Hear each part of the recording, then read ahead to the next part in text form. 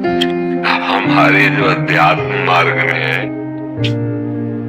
इसमें को न काहू के सुख दुख कर दाता। बदुआ से दुख होता है और दुआ शब्द कहूं तो आशीर्वाद ही होगा। क्यों? दुआ कहूं तो आशीर्वाद ही होगा। बदुआ का मतलब बुरे वचन बोलना, उसको साफ समझ लो। शास्त्रीय भाषा में साप या वरदान। दुआ बदुआ का मतलब तो ऐसा ही होगा ज्यादा, तो क्योंकि उर्दू शब्द है दुआ बदुआ, तो मुझे लगता है दुआ का मतलब आशीर्वाद और बदुआ का मतलब साप जैसे ऋषि जन देते थे, या कोई कटु वचन बोलकर जाओ तुम्हारा बुरा हो, ऐसा। तो हम शास्त्रीय भाषा की बात करते हैं। को न काहू के सुख दुख कर दाता और निज कृत कर्म भोग सुन भ्राता। कोई किसी को सुख दुख नहीं देता, अपने कर्म ही अपने को सुख दुख देते हैं। जैसे आप यहाँ चल करके आए, भावना के भगवान के दास, जो भगवान के स्वरूप, भगवान के निजन, आज हम संत दर्शन करेंगे, आज संत संग करेंगे। आपका सच्चा कर्म बन रहा है, आप भाव से आ रहे हो, आपका मंगल होगा। अब जो आपका मंगल होगा उसमें हम प्रधान नहीं हुए, उसमें आप प्रधान हुए। आपने सोचा आज सत्संग सुनेंगे भगवान के मार्ग में चलने की इच्छा से। अब आपने जो वचन पकड़ा और आपका मंगल हुआ, उसमें आपकी प्रधानता है, क्योंकि आपने वचन पकड़ा, आपने वचनों पर श्रद्धा की, आप आए, आपने भावना की, एक ही। अब वो अंदर से जैसे लग रहा है कि बाबा के पास गए, हमारा काम बन गया, या बाबा का आशीर्वाद। सत्य बात पूछिए, उसमें आपका प्रधान रोल है। आपकी भावना, आपकी श्रद्धा, आपका आना, घंटों इंतजार करना, ये आपका सत्कर्म बना। अब यही एक आदमी आता है, देखते हैं यार क्या चक्कर है। अब वो आया वहीं जहां कईयों को आनंद और शांति मिली। अब वो अशांत होकर निंदा करके अपने कर्म बिगाड़ कर दुख, तो क्या यहां से बद्दुआ उसको मिली? क्या यहां से दुआ मिली? नहीं, उसका विचार, उसकी भावना, उसका कर्म दुआ, और उसका विचार, उसका भावना, उसका कर्म बद्दुआ। उसका कर्म ही उसे वैसे बन गए। नहीं तो भगवान सबके हृदय में आनंद सिंधु विराजमान है, फिर दुख क्यों? स्वयं भगवान सबके हृदय में विराजमान है, जो आनंद समुद्र है। गोस्वामी जी लिखते, सबके हृदय अछत विकारी, पर सकल जीव जग दीन दुखारी। आनंद सिंधु भगवान सबके हृदय में विराजमान, फिर दुख क्यों हो, चिंता क्यों हो, शोक क्यों हो, भय क्यों हो? क्योंकि हम भगवान का भाव ही नहीं मानते। मनमानी आचरण करते हुए ऐसे कर्म कर रहे हैं जो हमें दुख प्रदान करे, चिंता प्रदान करे, शोक प्रदान करे। भगवान के आश्रित होकर हम ऐसे कर्म कर रहे हैं जो हमें सुख प्रदान करे, निश्चिंतता प्रदान करे और भगवत आनंद प्रदान करे। मुझे लगता है पूरे जब हम फाइनल पे पहुंचते तो अपना ही कर्म सुख और दुख देने वाला है। कहीं नहीं, हमारे ऊपर गुरु जी की बड़ी कृपा है, तो वो कृपा तब हुई ना जब आपने श्रद्धा की, आपने वचन माने, आप उनकी शरण में गए, आप उनकी बात के अनुसार चले, तो इसमें मूल कौन हुआ? आप हुए। अगर आप ना माने, आप अश्रद्धा करें, तो भला फिर कोई बदल के दिखावे? नहीं बदल सकते। भगवान भी हृदय में बैठे, तुम्हें तभी बदलेंगे जब श्रद्धा करो, विश्वास करो, आत्मसमर्पण भगवान को करो, नाम जप करो, तब आप देखेंगे, तब आपको लगेगा बड़ी कृपा है, हमारा जीवन बदल रहा है, हमें बड़ा आशीर्वाद भगवान का मिल रहा है, हमारा जीवन बदल रहा है। क्यों? आपने श्रद्धा किया, विश्वास किया। भवानी शंकरो वंदे श्रद्धा विश्वास रूपिणो याभ्याम बिना न पश्यन्ति। बिना श्रद्धा विश्वास के हृदय में विराजमान नहीं, अनुभव में आ रहे। तो कर्म ही हमारा पूजा है और कर्म ही हमें दुख सुख देने वाला, पक्का समझो। अगर आपके कर्म ठीक है तो किसी से आशीर्वाद की जरूरत नहीं, सब कोई आशीर्वाद देगा। मान लो जहां पर कृपा राम की हुई ता पर कृपा करे सब कोई।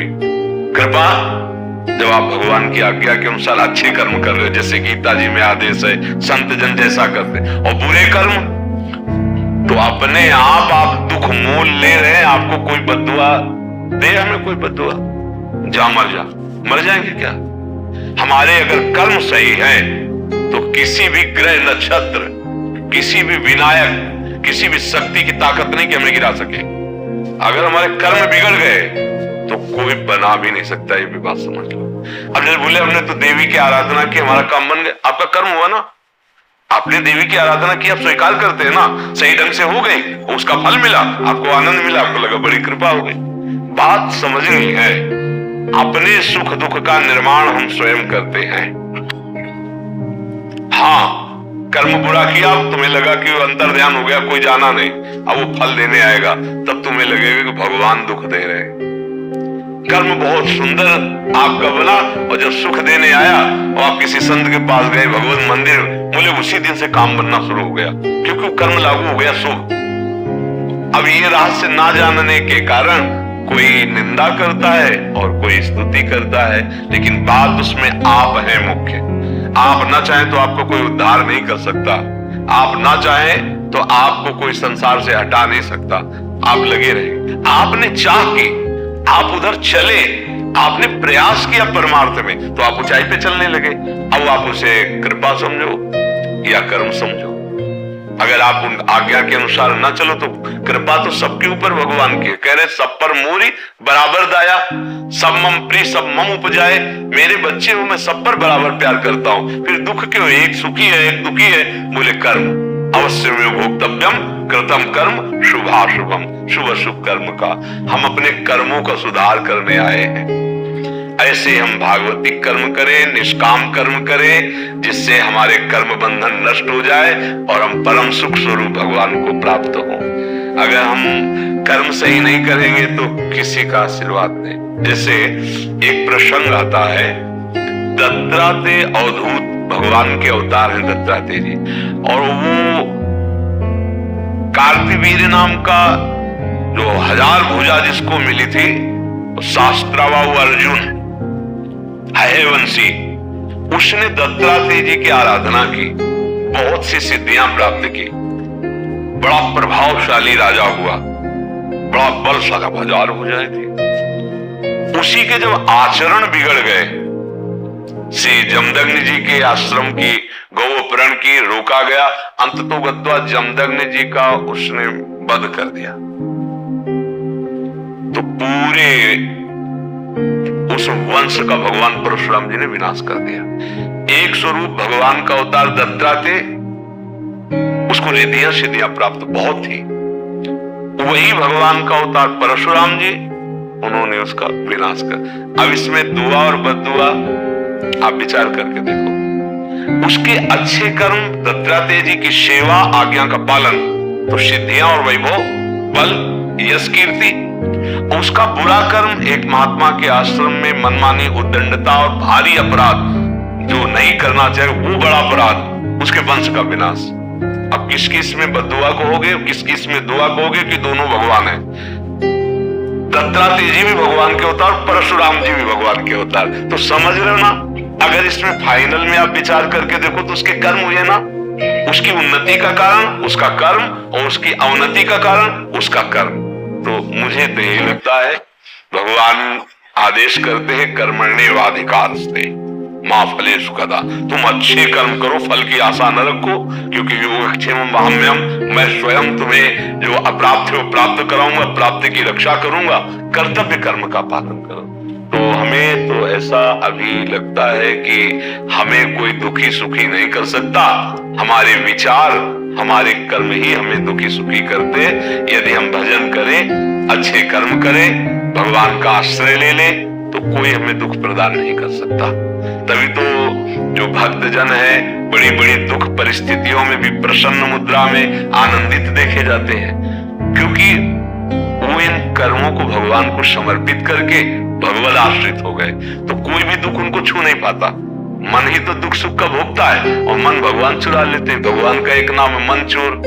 अब मन भगवान में लगा हुआ है, आनंदित है, शरीर में पीड़ा है, बाहर लोग निंदा करे या अपमान करे, उसको कोई फर्क नहीं पड़ता। तो हम अपने कर्मों को सुधारे, अपने आचरणों को सुधारे। सबसे बड़ा कर्तव्य कर्म पूजा यही है। जो भगवान आदेश कर रहे कि ये ना करो, वो हम ना करें। जो संत जन आदेश करते, जो हमारा हृदय कहता है कि ये पाप है मत करो, वो ना करो। कभी दुख नहीं आएगा, कभी दुख नहीं मिलेगा। अब ये शरीर रच गया वो तो आएगा, लेकिन अगर सही आचरण करोगे, नाम जप करोगे, सब ठीक हो जाएगा। हमको ही नाम जप करना पड़ेगा, हमको ही अपने आचरण सुधारने पड़ेंगे, तभी आशीर्वाद सबका अपने आप मिल जाएगा। हम बुरे आचरण करेंगे तो कोई आशीर्वाद काम भी नहीं करेगा। दत्तात्रेय जी का आशीर्वाद काम नहीं किया, वही परशुराम जी के रूप में अवतरित होकर उसे नष्ट कर दिए। इसलिए कर्म ही प्रधान है। हम अच्छे कर्म करने वाले बने और वो कर्म भगवान को समर्पित कर दे, और उन कर्म के करने में अहंकार न करके सोचे कि भगवान की कृपा से हो रहा है, संतों की कृपा से हो रहा है, तो अहंकार नहीं आएगा। बहुत बढ़िया मार्ग हमारे हृदय में भागवतिक प्रकाशित हो जाएगा, जिसे भगवदानंद परमानंद कहते हैं।